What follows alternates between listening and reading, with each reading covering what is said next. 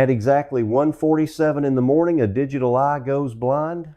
You need to pay close attention to every detail in this case, because the key to the software registered a breach in the perimeter. It triggered a silent alert in the background. It did exactly what it was mathematically programmed to do. But when the investigators eagerly clicked on the digital log to view the video file of the suspected intruder, they were met with a blank, dark screen. There was absolutely no video attached to the alert. The physical motion had been detected, but the crucial footage was never actually recorded because Nancy Guthrie's cloud storage subscription had recently expired. The system recognized the mortal danger but lacked the paid server space to document the face of the threat. This revelation is absolutely staggering for anyone following this investigation. You have to ask yourself if this was an incredibly tragic coincidence of timing or the mark of a highly sophisticated predator who had stalked this digital ecosystem for weeks. Solving this mystery might just be buried inside a forgotten digital data log. Did the suspected intruder know the cameras were no longer backing up data to the remote cloud server?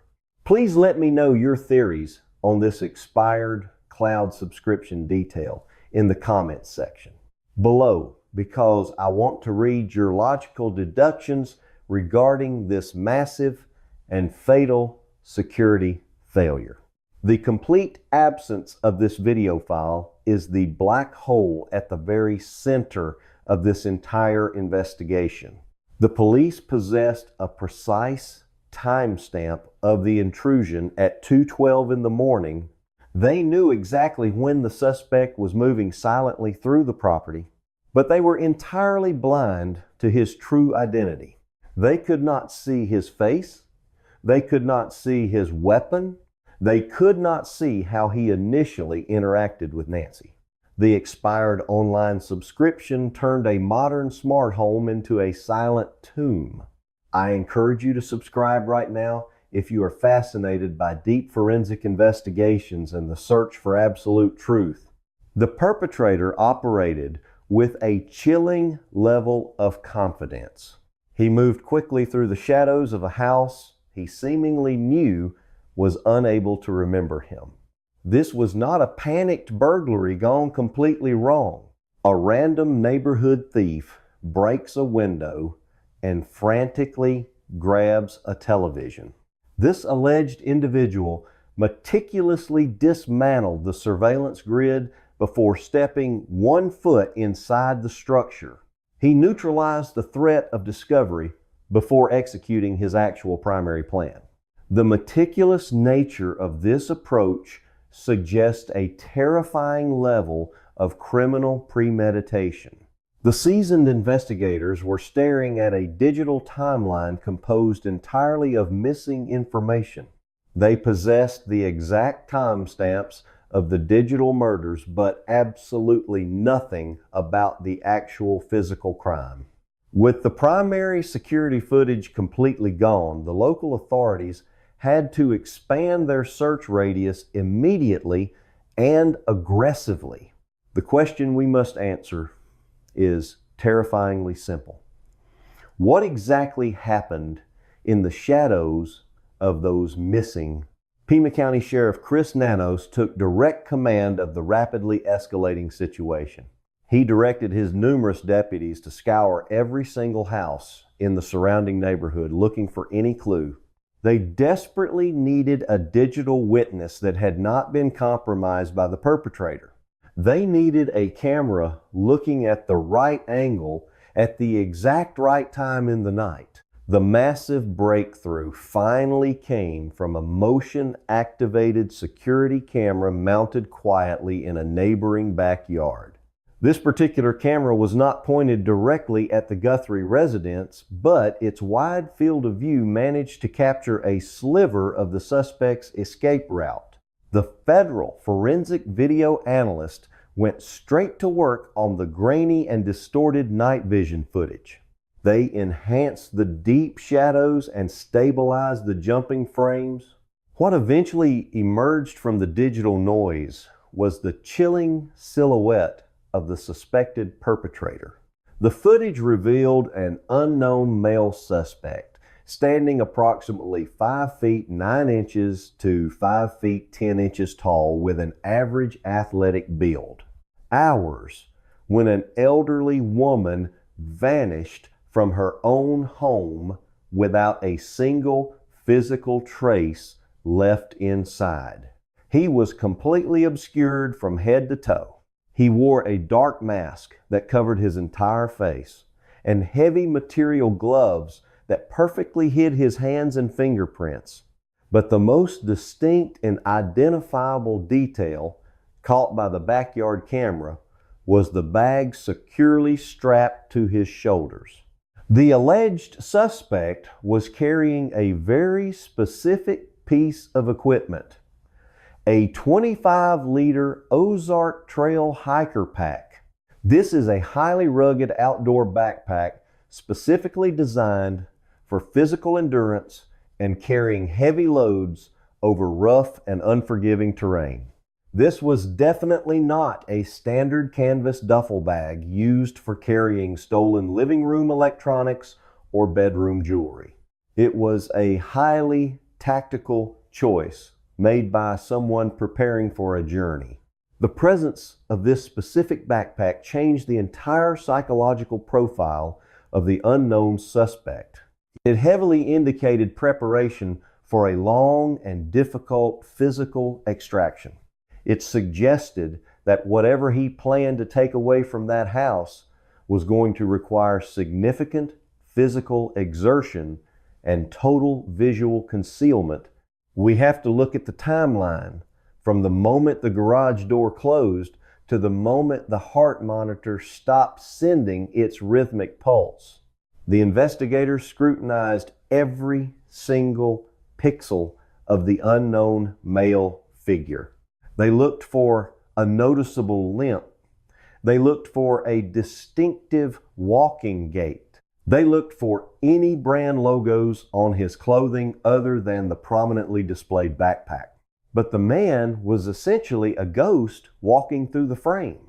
He moved with intense purpose and slipped quickly out of the camera's view, disappearing back into the sleeping neighborhood.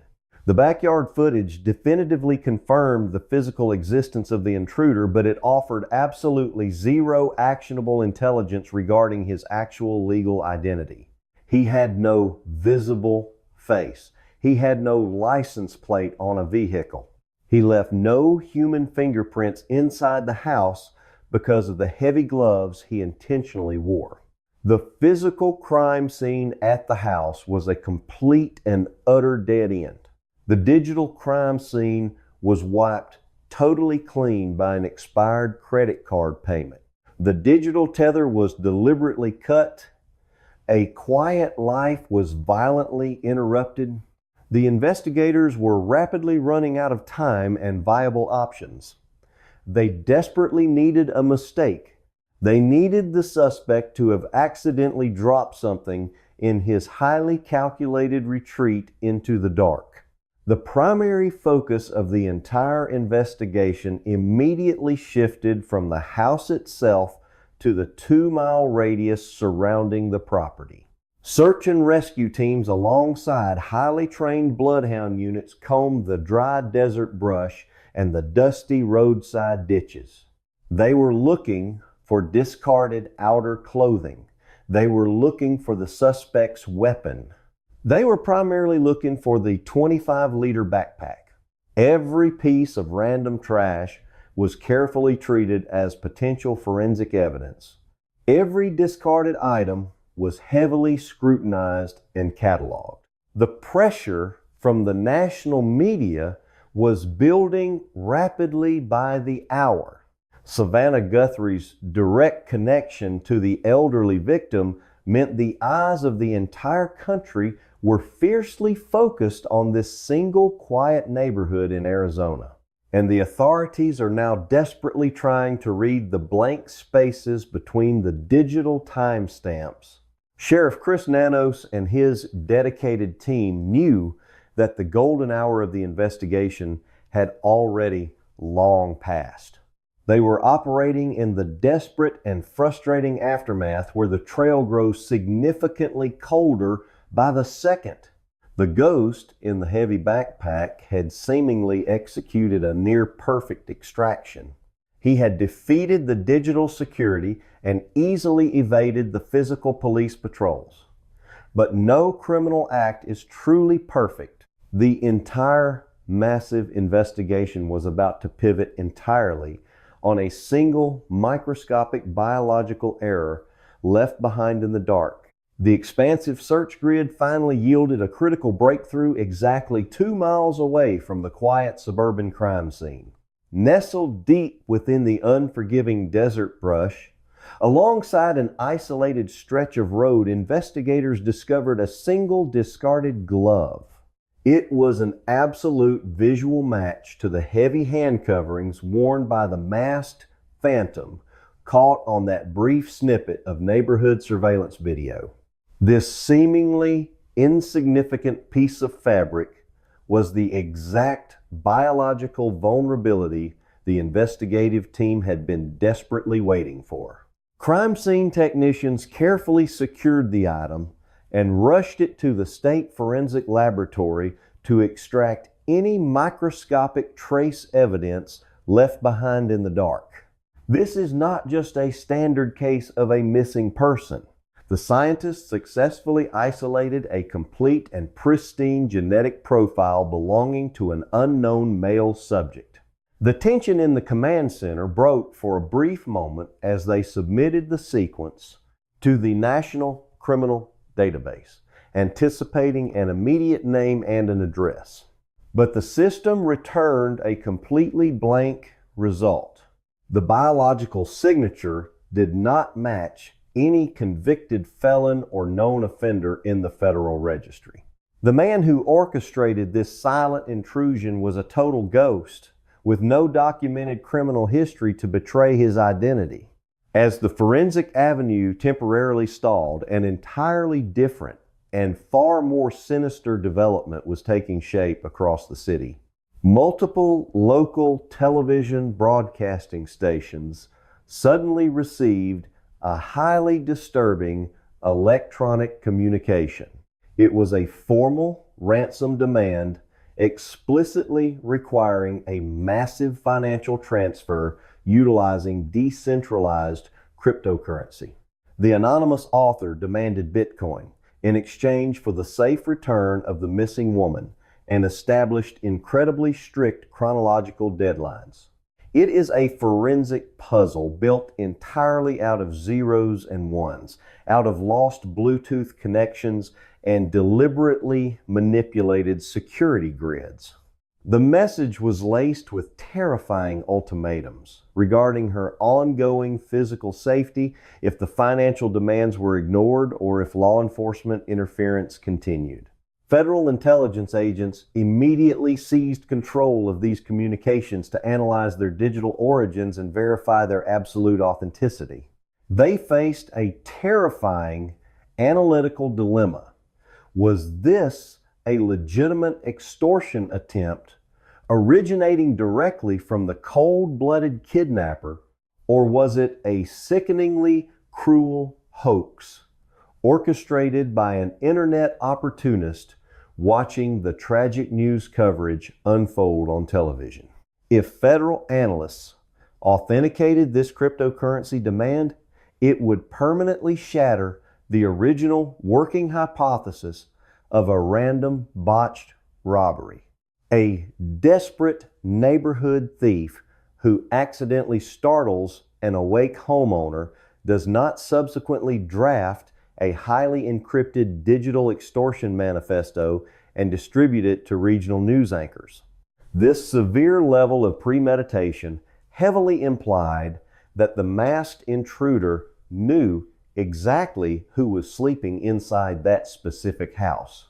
He was fully aware of the tremendous financial resources and the massive national platform possessed by her immediate family members. This was not a crime of sudden opportunity. It was a meticulously planned and highly targeted extraction designed specifically to leverage an incredibly vulnerable life for a massive, untraceable payday. There is no shattered glass and there is no blaring alarm. Just the silent, severed connection of a doorbell camera in the dead of night. The silence of that specific night is deafening. The terrifying reality of this alleged extortion plot sent a chilling ripple through the investigative ranks. They finally understood the true financial motive driving the violent abduction, but the actual mechanics of the crime remained stubbornly obscured by the darkness of that night. The local detectives and federal agents still faced a massive chronological void in their reconstruction of the event. They possessed the exact timestamp of the initial perimeter breach, and they had visual confirmation of the suspect fleeing the immediate area, but they fundamentally lacked the most important data point of the entire investigation. They did not know the precise moment the elderly victim was physically removed from her sanctuary.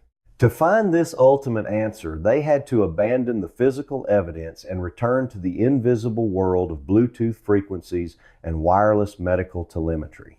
If you are finding this deep forensic timeline analysis valuable, please hit the like button right now so the platform algorithm can share this investigation with a much larger audience.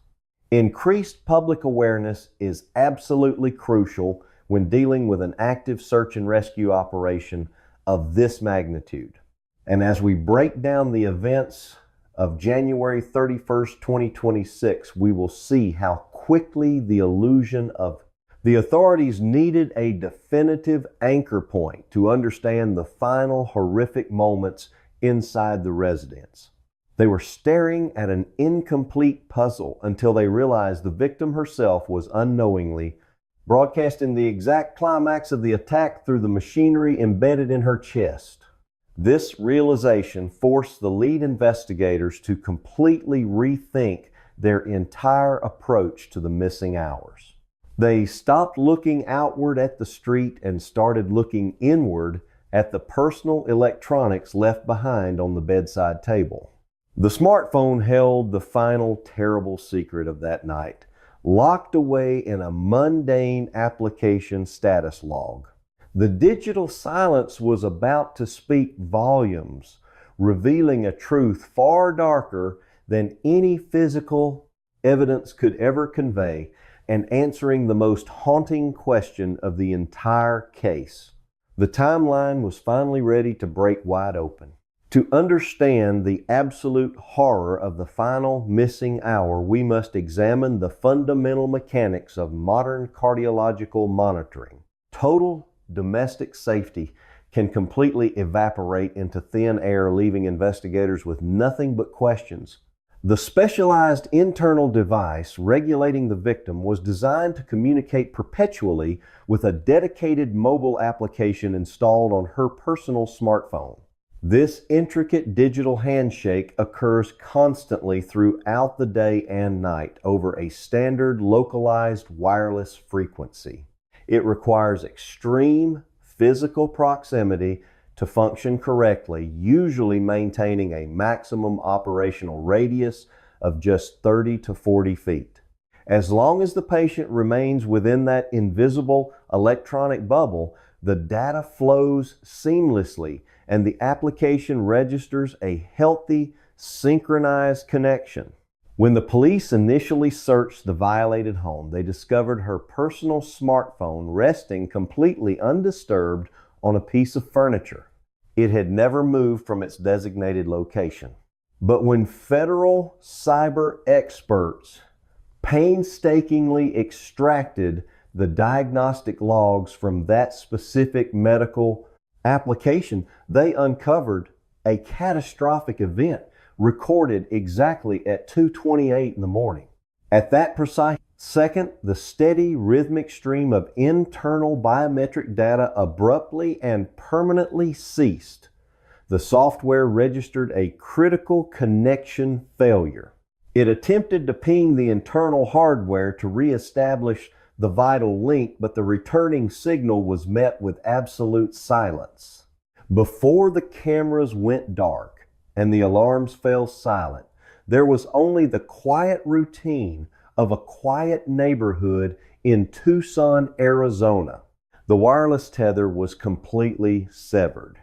This highly specific timestamp is the ultimate key to unlocking the entire blackout period. It perfectly closes the terrifying window that opened when the front doorbell was sabotaged. The investigators finally possessed the exact moment the nightmare reached its peak.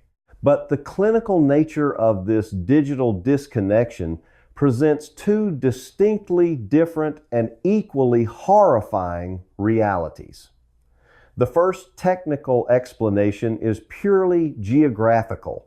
The sudden loss of the wireless signal strongly suggests that this was the exact minute the masked intruder physically carried her out the front door and dragged her beyond the 30-foot transmission range of the abandoned smartphone. Under this specific scenario, the timestamp marks the literal moment of her abduction from the property. It represents the violent transition from a home invasion to a forcible relocation. The violent struggle that left physical evidence on the front concrete steps likely occurred mere moments before this digital failure. The suspect incapacitated her and quickly moved her into the cold night air, severing the localized network connection as they disappeared down the dark street. Nancy Guthrie was 84 years old. She lived a life defined by physical limitations and the absolute necessity of constant medical monitoring. This is the scenario the family desperately hopes is true because it implies she survived the initial brutal encounter and was simply taken to a secondary holding location to facilitate the cryptocurrency extortion plot. But there is a second technical explanation for the 2:28 in the morning data failure. And it is an explanation that investigators are forced to consider with grave seriousness. The wireless connection would also instantly terminate if the implanted medical machinery catastrophically failed to operate. And the primary reason a device of that nature abruptly ceases to function is because the human heart it is desperately trying to regulate simply gives out under extreme physical and psychological duress. The terrifying violence of the sudden home invasion, the aggressive physical struggle in the dark, and the overwhelming sheer terror of being restrained by a masked stranger could easily trigger a fatal cardiac event in a frail individual suffering from severe pre-existing conditions. If this second grim scenario was accurate, the sudden loss of the Bluetooth, her mobility was strictly restricted. Her daily survival depended heavily on a strict regimen of cardiovascular medication and the steady artificial rhythm of a pacemaker device. Signal does not mark the moment she was taken away alive to a remote location. It marks the precise second her life ended right there in the hallway of her own home. The data log transforms from a simple record of movement into a digital time of death. The realization that this single line of binary code might represent the final heartbeat of a deeply loved mother and grandmother brings a suffocating weight to the entire investigation. It completely blurs the critical legal and investigative line between an active hostage rescue operation and a dark, methodical homicide inquiry. The detectives staring at the glowing computer screen, knew they were no longer simply looking at a missing persons case. They were looking at a digital autopsy report generated by a smartphone. The silence following that final failed ping at 2:28 in the morning is the loudest and most devastating piece of evidence in the entire case file. This machine was not just keeping her alive, it was tethering her to the modern world through a continuous Bluetooth signal sent directly to her smartphone. It leaves the lead investigators standing at a terrifying crossroads with a severed digital thread in one hand and a ticking extortion clock in the other. The true fate of the victim remains entirely locked within the interpretation of that single failed electronic connection. The dual nature of this evidence creates an agonizing emotional purgatory for the family members waiting desperately for any definitive news regarding her actual condition. With the immediate digital trail completely exhausted and the physical evidence yielding no immediate matches in the traditional law enforcement databases, the family decided to leverage their substantial private resources to force a breakthrough. They formally announced a massive financial incentive offering an astonishing $1 million for any credible information, leading directly to the safe return of their loved one or the immediate capture of the individual responsible for this horrific act. This unprecedented reward sum was designed to shatter any existing criminal loyalties and entice accomplices or associates to betray the primary suspect for a life-changing payday. Simultaneously, the federal authorities recognized that standard investigative protocols were failing to generate a viable suspect. They made the critical decision to pivot their entire forensic strategy and employ a highly advanced and controversial technique known as genetic genealogy. Every heartbeat was carefully logged. Every fluctuation was mathematically recorded. The pristine biological profile extracted from the discarded synthetic glove was no longer just being compared against the relatively small pool of convicted criminals in the National Registry. The specialized laboratory technicians began submitting the complex sequence to vast commercial ancestry databases filled with the DNA voluntarily submitted by millions of ordinary citizens looking for distant relatives. The ultimate goal of this painstaking process is to identify a third or fourth cousin of the unknown suspect whose genetic material is publicly accessible online. Once a distant familial match is established, a highly specialized team of genealogical researchers will meticulously construct a massive and complex family tree working backward through generations of public birth records, marriage certificates, and census data. They will slowly narrow down the sprawling branches of this tree until they isolate a specific individual who fits the geographical and physical profile of the masked intruder caught on the backyard camera. This cutting-edge scientific approach has successfully solved some of the most notorious. It was an invisible shield of data meant to ensure she was never truly alone, even when she was sitting in the empty rooms of her house. Cold cases in recent history, but it is an agonizingly slow and deeply methodical process. It requires thousands of hours of tedious archival research and complex algorithmic sorting. It is not the rapid instant match frequently portrayed in fictional television dramas. Every passing hour degrades the probability of a successful hostage rescue and increases the overwhelming pressure on the investigative teams. The stark and terrifying reality is that while the brightest scientific minds in the country are building digital family trees, the perpetrator is still actively walking the streets completely free and acutely aware of the massive manhunt surrounding him. He successfully executed a highly complex extraction, disabled multiple layers of electronic security, and vanished into the night with an incredibly high-profile target. The financial reward offers a glimmer of hope, and the genetic genealogy provides a clear scientific path forward. But both of these avenues require significant time to produce actionable results.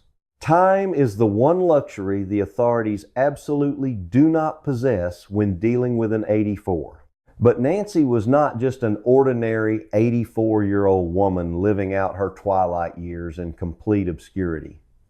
She was the mother of Savannah Guthrie, year-old captive who fundamentally relies on daily cardiovascular medication to simply survive. The entire nation is watching and waiting for the forensic algorithm to finally spit out a human name. But until that mathematical match occurs, the identity of the man who orchestrated this silent terror remains entirely unknown. He is currently protected by the darkness he operated in and the meticulous preparation that allowed him to slip right through the fingers of the initial police response. The investigators have the blood evidence, the encrypted ransom demands, and the terrifying timeline of the missing hours, but they still lack the most crucial piece of the puzzle. They do not have a face to attach to the monster who broke the digital tether and dragged an innocent woman into the abyss. The overwhelming silence of the suspect continues to mock the desperate efforts of the search team scouring the unforgiving desert landscape. This agonizing standoff between cutting-edge forensic science and a meticulously planned criminal operation leaves the community suspended in a state of perpetual fear. 41 minutes later, at 2:28 in the morning, another signal vanishes into the dark. Savannah is a powerful and highly visible figure in American media, serving as a prominent anchor for the NBC Today show. They are trapped in a devastating holding pattern, waiting endlessly for a final definitive resolution that feels infinitely far away. The case is frozen in a terrifying limbo, defined entirely by the things we still do not know. What this terrifying ordeal teaches us about modern home security and the digitization of elder safety is profoundly disturbing. We have collectively developed a dangerous cultural dependency on automated systems, believing that installing a network of lenses and sensors creates an impenetrable barrier around our most vulnerable relatives. But this specific investigation completely shatters the illusion of absolute digital protection. It exposes a fatal flaw in how we architect personal safety in the modern era. The stark practical lesson here is that any security framework is entirely dependent on an unbroken chain of data storage. The most sophisticated motion detector in the world is completely useless if the financial transaction required to save the video file fails to process. We witnessed a horrific scenario where a piece of software perfectly recognized a lethal. This direct connection to extreme wealth and national fame creates an immediate and jarring contrast. Threat, but simply lacked the paid server space to record the face of the attacker. This is a devastating structural vulnerability.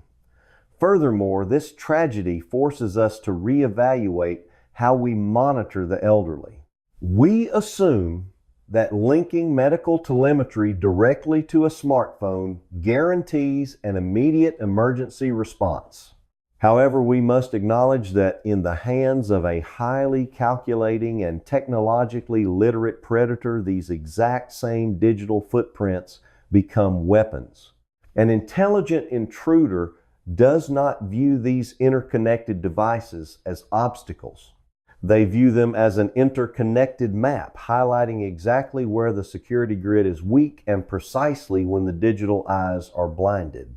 Relying exclusively on automated alerts without maintaining strong, localized physical check-ins creates a deadly vacuum of isolation.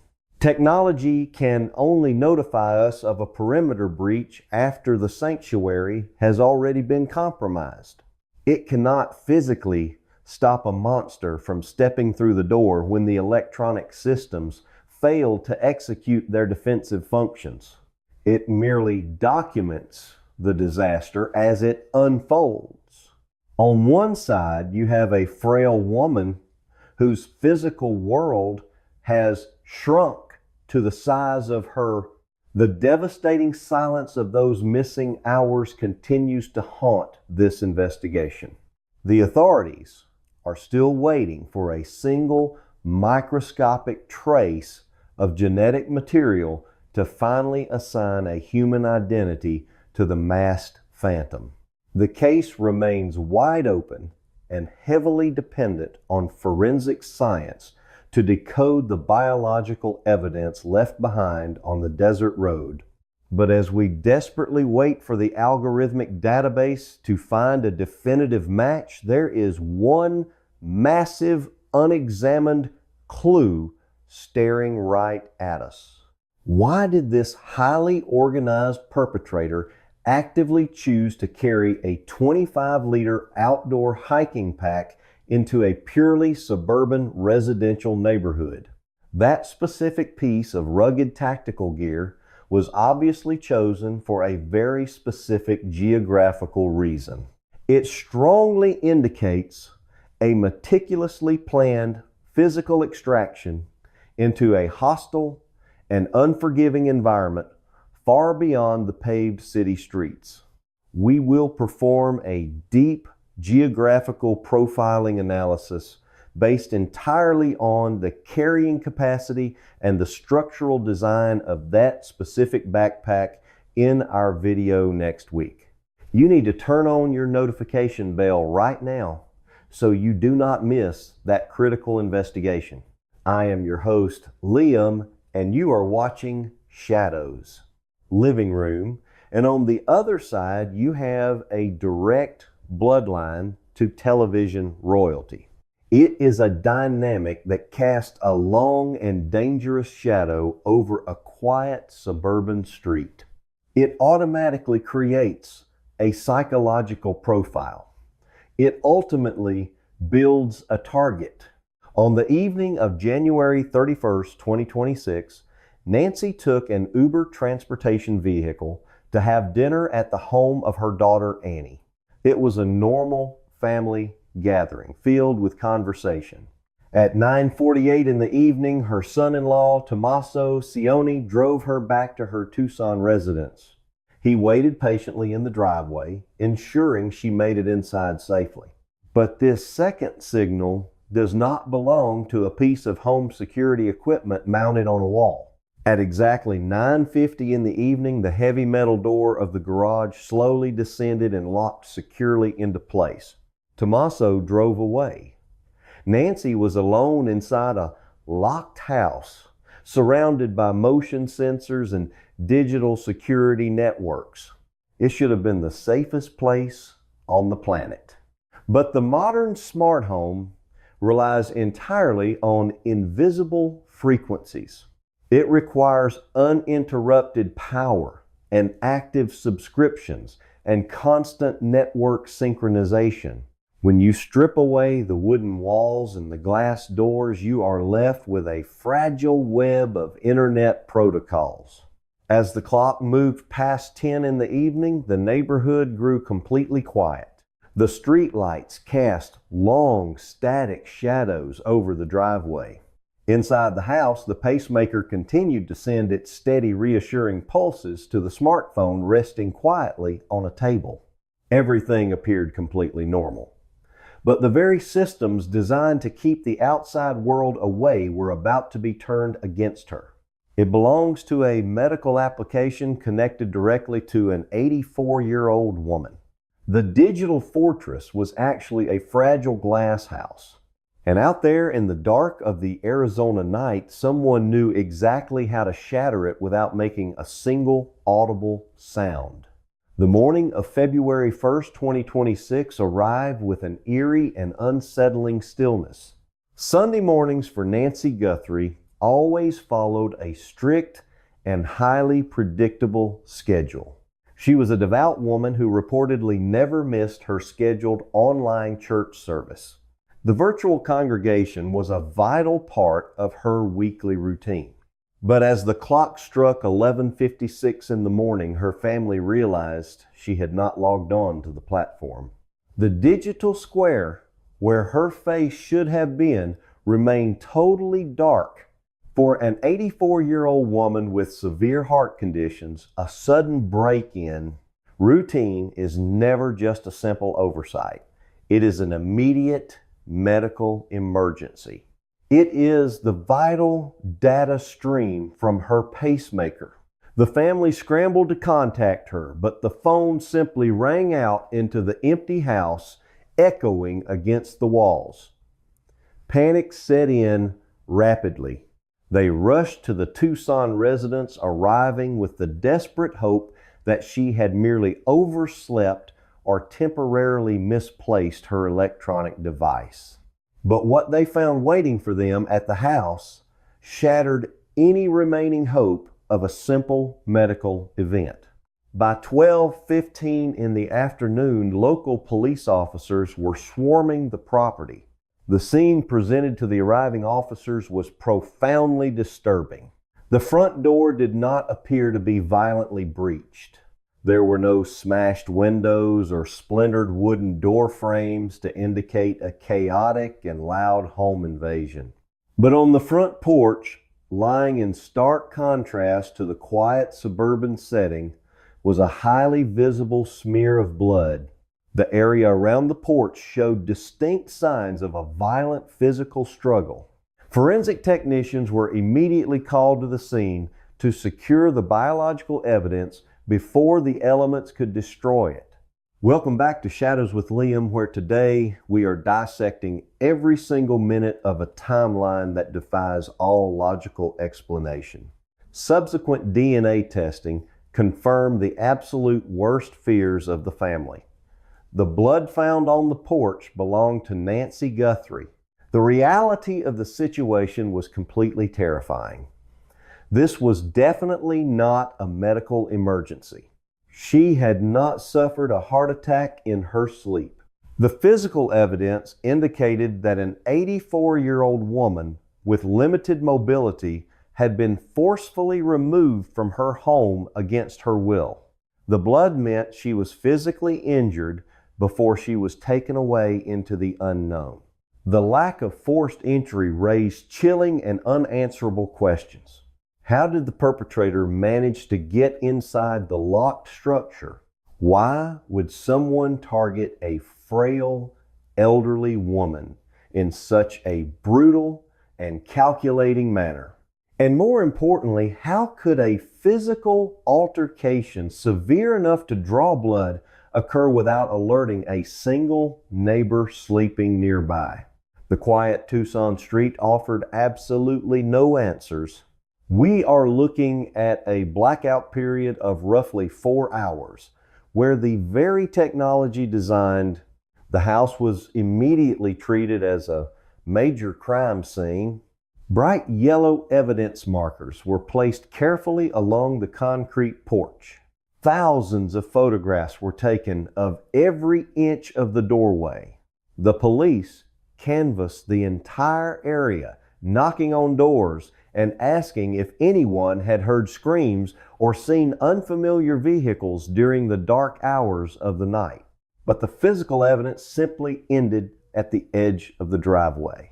It was as if she had been swallowed whole by the night sky. The lead investigators knew they had to look far beyond the physical world. If the tangible evidence was this incredibly scarce, they had to turn to the digital footprint left behind in the ether. They had to rebuild the timeline of the previous night minute by excruciating minute. They had to find the exact moment the nightmare actually began to protect a vulnerable person transformed into a silent witness to her disappearance. When investigators began pulling the digital data logs from the smart home devices, they found a timeline that defied all reason and logic. The house was equipped with a doorbell camera specifically designed to record any physical approach to the front porch. But the electronic log showed that at exactly 1:47 in the morning, this crucial piece of security equipment was completely disconnected from the network. It did not just lose power due to a storm. It was deliberately incapacitated by an external force. This was the first undeniable sign of a highly coordinated and intentional attack on the residents. Someone approached the house in the dead of night, and their very first calculated action was to permanently blind the primary electronic witness. But the most shocking and infuriating revelation was yet to come. The house possessed another hidden layer of security, a software system linked directly to internal motion sensors. At 2:12 in the morning, 25 minutes after the doorbell camera was killed, this internal system detected significant physical movement inside the property.